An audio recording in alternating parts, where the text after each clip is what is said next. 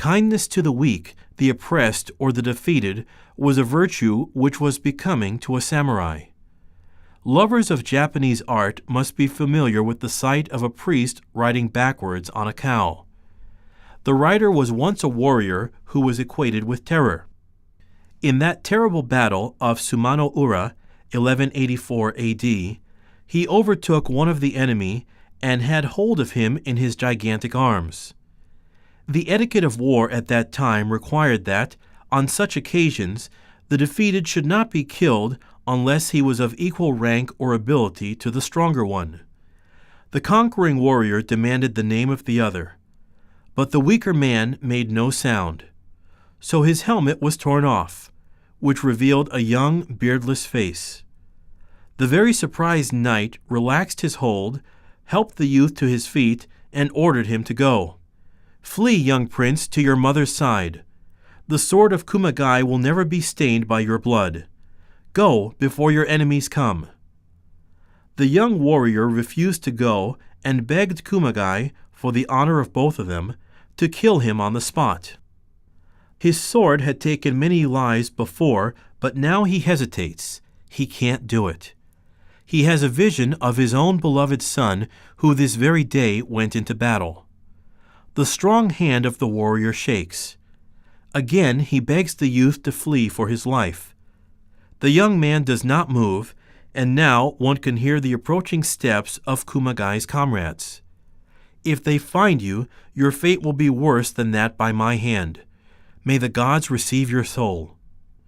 In an instant the sword flashes in the air, and when it falls it is red with young blood. When the war is over, the conquering soldier returns, but now, for him, honor and fame are not important.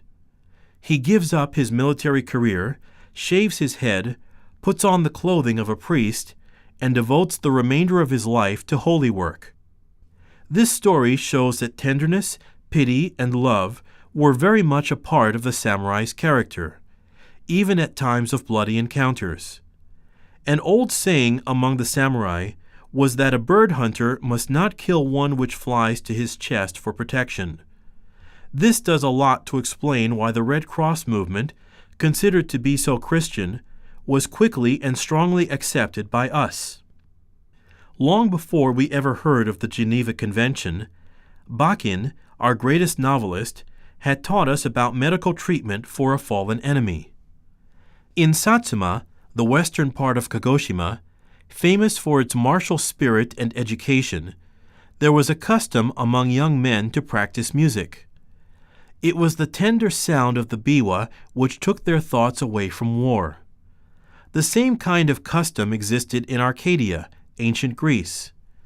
It is said that due to the influence of music, there was no cruelty in that part of the country.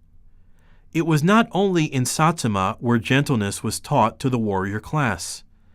A prince of Shirakawa advised us to cherish the fragrance of flowers, the sound of distant bells, and the sounds of insects on a cold night. He also said that we should forgive the breeze that scatters your flowers, the cloud that hides your moon, and someone who tries to fight with you. The writing of poetry was encouraged not only to express these feelings, but also to cultivate them.